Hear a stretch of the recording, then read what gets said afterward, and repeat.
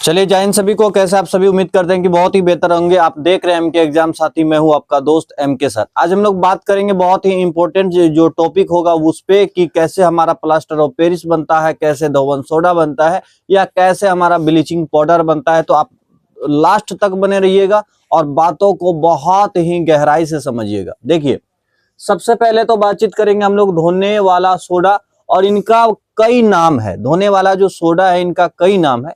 अगर इनके नामों को ले तो हम धोबिया सोडा कहते हैं, क्योंकि ये धोने का काम आता है। इसी को हम लोग कहते हैं सोडियम कार्बोनेट। सोडियम कार्बोनेट क्योंकि इसका रासायनिक नाम होता है, तो 3-4 नाम होता है, उसको आप लोग क्या करेंगे, नोट करेंगे। तो पहले धोने वाला सोडा, उसके बाद इसको कहेंगे, आप कहते हैं कि धोबिया सोडा भी कहते हैं। धोबिया सोडा आप बोलते हो इसे, धोबिया सोडा। और इसका जो सूत्र होता है आप जानते हो क्या, कि Na2CO3 इंटू 10H2O। तो हम यहाँ से कहते हैं कि इसका नाम पड़ता है सोडियम कार्बोनेट। सोडियम भाई कार्बोनेट, आप कहोगे सोडियम कार्बोनेट पड़ जाता है। और साथ ही साथ हमारे पास 10 है, तो 10 को यहाँ पर डेका बोलते हैं, और यहाँ जल को हाइड्रेट बोलते हैं। तो आप अगर टोटल नाम लिखोगे तो लिखना पड़ेगा डेका हाइड्रेट लिखना पड़ेगा आपको, ठीक है। हालांकि आपको जो दिया रहता है वो इतना तक ही दिया रहता है। दूसरी बात यहाँ पर करेंगे कि इसको बनाने की कौन सी विधि अपनाई जाती है। तो आप याद रखेंगे कि इसको बनाने की जो विधि होती है उसे कहते हैं अमोनिया सोडा विधि। कौन सी विधि बोलते हैं? आप कहोगे इसको बनाने की जो विधि होती है, बनाने की विधि का जो नाम है, बनाने की जो विधि है उसको बोलते हैं अमोनिया सोडा विधि। क्या कहते हैं? अमोनिया सोडा विधि। उसमें क्या करते हैं, आप बोलते हैं कि संतृप्त अमोनिया, ऐसे लिखेंगे, सॉरी,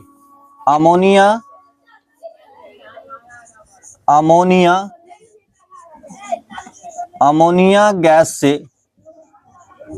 से संतृप्त अमोनिया गैस से संतृप्त, आप बताओगे अमोनिया गैस से संतृप्त NaCl के जलीय विलयन में आप क्या प्रवाहित करते हो? आप कहोगे CO2 प्रवाहित करने पर आपको क्या मिलता है? आप कहोगे हमें मिलता है सोडियम बाइकार्बोनेट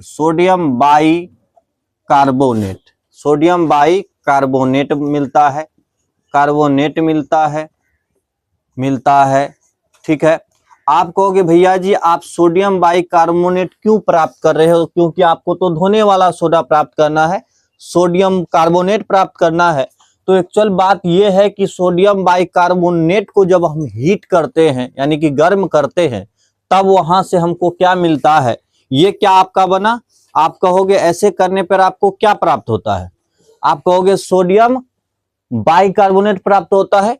फिर उसको गर्म करने पर आपके पास क्या प्राप्त होता है? सोडियम कार्बोनेट इंटू 10H2O, यानी कि धोने वाला सोडा। लिखेंगे पुनः, क्या लिखेंगे इसी में? पुनः सोडियम, क्या बोलेंगे? सोडियम कार्बोनेट, कौन सा बाई बोलेंगे? बाई। सोडियम बाई कार्बोनेट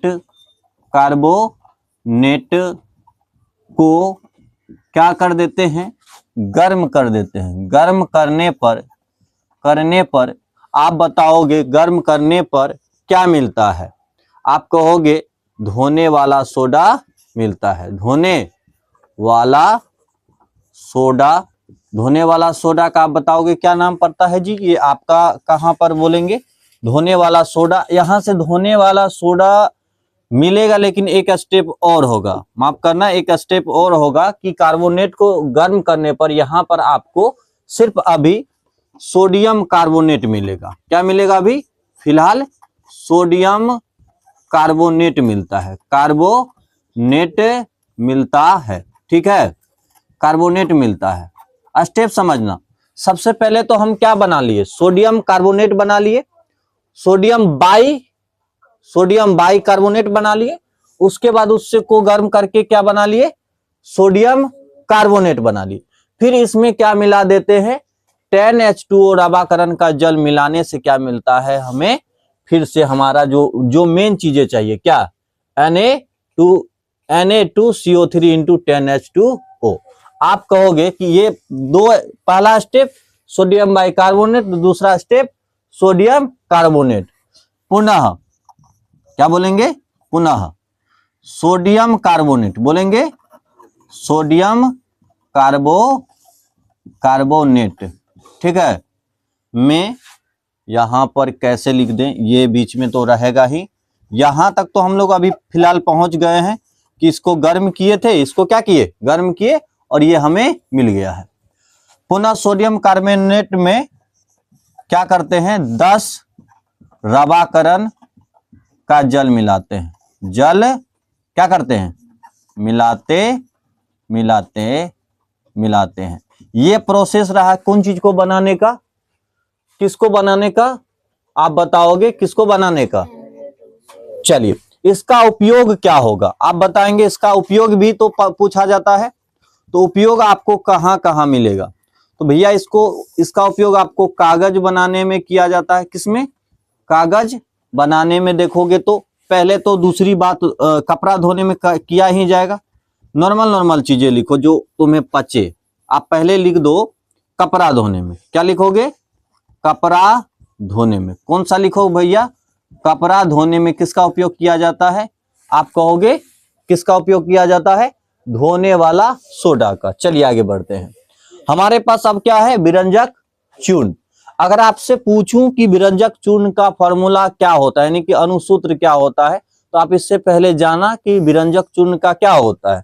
तो आप कहोगे भैया जी इसका होता है CaOCl2। इसी को हम लोग क्या कहते हैं, ब्लीचिंग पाउडर भी कहते हैं, यही विरंजक चूर्ण भी है। इसका केमिस्ट्री में नाम क्या पड़ेगा, कैल्शियम ऑक्सीक्लोराइड। केमिस्ट्री में क्या नाम पड़ेगा इसका, रासायनिक नाम क्या होगा, कैल्शियम ऑक्सीक्लोराइड। इसको प्राप्त करने के लिए क्या करना पड़ता है, आप कहोगे इसको बुझा हुआ चूना, क्या बोलेंगे, बुझा हुआ चूना को हम 40 डिग्री सेल्सियस तक गर्म करते हैं। कितना तक, बुझा हुआ चूना को कितना गर्म करते हैं, 40 डिग्री सेल्सियस तक गर्म करके क्या करते हैं, गर्म करते हैं, समझ पा रहे हो। और पुनः क्या बताएंगे, करते हैं पुनः कौन से गैस प्रवाहित करते हैं, तो आप कहोगे क्लोरीन। पुनः क्लोरीन गैस क्या करते हैं, आप कहोगे प्रवाहित। इसमें देते हैं प्रवाहित करने से क्या प्राप्त होता है, बताना क्या हम प्राप्त करने वाले हैं। आप कहोगे विरंजक चूर्ण प्राप्त होता है। क्या प्राप्त होता है, विरंजक चूर्ण प्राप्त होता है। क्लियर हुई बात भैया, एक बार फिर समझा ये दो कि बुझा हुआ जो चूना है, बुझा हुआ चूना किसको बोलते हैं, CaOH2 को। इसको हम गर्म करते हैं। गर्म करना तो आसान है, कुछ भी चीज आप गर्म करते हो, जैसे आप क्या करते हो, मतलब तेल गर्म करते हो, चाय को गर्म करते हो, कुछ भी गर्म करने के लिए आपको क्या देना पड़ेगा, उष्मा देना पड़ेगा। इसको हीट करने के लिए कितना सेल्सियस देना पड़ रहा है, 40 डिग्री पे इसको क्या कर लेंगे, गर्म कर लेंगे। फिर कौन सी गैस मिला देंगे, क्लोरीन गैस मिला देंगे। तो फिर क्या हो जाएगी, अभिक्रिया। क्या हो जाएगी, अभिक्रिया। और इसी अभिक्रिया के दौरान आपको क्या चाहिए था, आपको चाहिए था विरंजक चूर्ण। आपको मिल गया ना विरंजक चूर्ण। क्लियर। इसका उपयोग लिख लेना, इसका उपयोग बहुत ही पूछा जाता है। तो इसका उपयोग बताना, कागज का रंजन करने में। रंजन मतलब समझते हो, कागज को रंगाने में लिख लो, रंगाने में। कागज में ऊपर से नहीं, तुम नया कॉपी बनेगा, तुम देखना एक अलग गंध आता है। नया कॉपी जब लाओगे तो उसको सूंघने का प्रयास करना, या एग्जाम देते समय देखना कि उसकी कॉपी बहुत गमकता है। ये कौन है। उसके बाद आदमी जब पेशाब कर देता है, एक ही जगह पे लगातार पेशाब करता है, तो वहां भी यही पाउडर छिड़का जाता है। समझ में आ रहा है क्या। व्हाइट कलर का होता है बाबू, चूना जैसा ही होता है, देखा होगा तुम लोग। तो आप कहोगे दूसरा आप क्या करते हैं गंदगी भगाने में, क्या बोलोगे, गंदगी को दूर करने में, जल का जो खारापन होता है उसको भी दूर किया जाता है। ठीक है, गर्म पानी में ब्लीचिंग पाउडर दे दोगे तो वो आपका जो है कीटनाशक का काम करेगा। तो आप कहोगे कीटनाशक का भी काम किया जाता है। आप कहोगे किस रूप में करते हैं, तो कहोगे कीटनाशक के रूप में। आप जरा बताना कहां कहां यूज करते हैं जरा ब्लीचिंग पाउडर का। कागज को रंगाने में, कागज का जो व्हाइट बनता है ना, व्हाइट, ये व्हाइटपन किससे आ जाता है, ब्लीचिंग पाउडर से। उसके बाद गंदगी को दूर करते हैं, जहां पर पेशाब वगैरह ज्यादा करेगा, गंदगी फैला देगा, वहां साफ करके देखना व्हाइट पाउडर मार देता है। वो पाउडर क्या है, ब्लीचिंग पाउडर ही है। वो पाउडर कौन सा पाउडर है, ब्लीचिंग पाउडर ही है। बात क्लियर हुई। उसके बाद हमारा कैसे, कीटनाशक के रूप में भैया, कीटों को मार स्प्रे वगैरह करते हैं ना जी, तो कीट इससे मर जाता है, इसके भनक से क्या होता है, कीट मर जाता है। तो हम लोगों के यहाँ क्या होता है कि लगातार पानी गंदा मतलब जमा होने के कारण वहां पर मच्छर वगैरह बैठ जाता है, आ जाता है। तो उसको दूर करने में हम किसका उपयोग करते हैं, ब्लीचिंग पाउडर छिट देंगे, उसका जीवन खतरा में चला जाएगा। अब हम बात करेंगे किसकी, प्लास्टर ऑफ पेरिस की। किसकी बात करेंगे, प्लास्टर ऑफ पेरिस की। जितने भी लवण पढ़े हैं अभी तक में, हम 5 पढ़ चुके हैं, ये छठा होगा। तो छठा लवण में पहला लवण NaCl बनाना आसान है, और आगे चल के कौन बनाना आसान है, प्लास्टर ऑफ पेरिस बनाना आसान है। थोड़े हम मानते हैं कि ये सब क्या है, थोड़े ये वाला आपके लिए डिफिकल्ट हो सकता है, बशर्ते कि 2 बार आप नहीं देखेंगे, तब 2-3 बार देखेंगे, 2-3 स्टेप देखेंगे तो ये भी आपको आसान लगने लगेगा। तो आप कहेंगे यहां पर प्लास्टर ऑफ पेरिस में कि इस एक चीज होता है जिसका नाम होता है जिप्सम। इसका फॉर्मूला होता है CaSO4 × 2H2O। क्या बताएंगे, CaSO4 × 2H2O। ठीक है, को क्या करते हैं, को 100 बताएंगे 120 डिग्री सेल्सियस तक, बोलिएगा, गर्म करने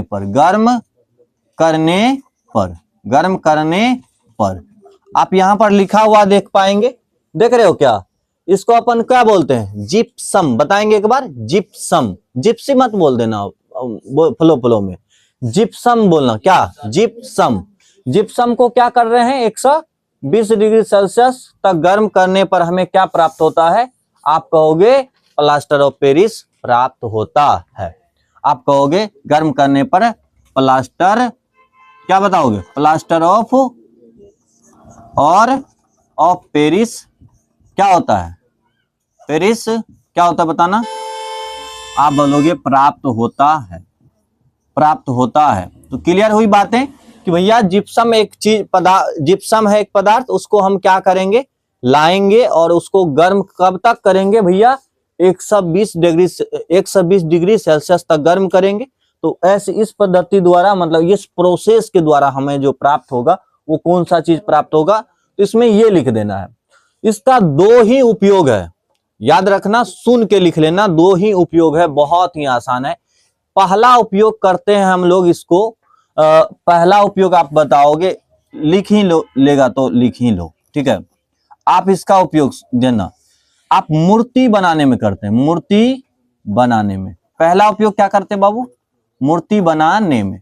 दूसरा उपयोग करते हैं जब हम प्लास्टर करते हैं, हाथ वगैरह टूट जाता है तो उसको कहते हैं शल्य चिकित्सा। कौन सा चिकित्सा, शल्य चिकित्सा में। लिख दे जरा सा, थोड़ा सा अगर नीचे करके इसको लिख दें, ऐसे इसको शिफ्ट कर देते हैं, 2CaSO4 × 2H2O, इसको नीचे शिफ्ट कर दे रहे हैं और ऊपर लिख दे रहे हैं। आप कहोगे यहाँ पर 120 डिग्री सेल्सियस था भैया, बहुत आसान, इसको थोड़ा सा शिफ्ट करके आपको लिख दे रहे हैं। दूसरा उपयोग क्या बताएंगे, क्या करने में, शल्य बोलना है, शल्य चिकित्सा, चिकित्सा में। शल्य चिकित्सा मतलब हुआ कि क्या बंडी नहीं होता है, बंडेज, बंडेज के ऊपर चूना जैसा जो है लेप दिया जाता है, उसको क्या बोलेंगे, शल्य चिकित्सा। तो ये बहुत ही क्या था, इतनी बातें आसान थी। उम्मीद करते हैं कि आपको बहुत ही बेहतर लगा होगा। दूसरी बात ये भी उम्मीद करते हैं कि आप लोग 2 बार इस वीडियो को देखेंगे तो बहुत ही बेहतरीन से समझ जाएंगे। चलिए बाय।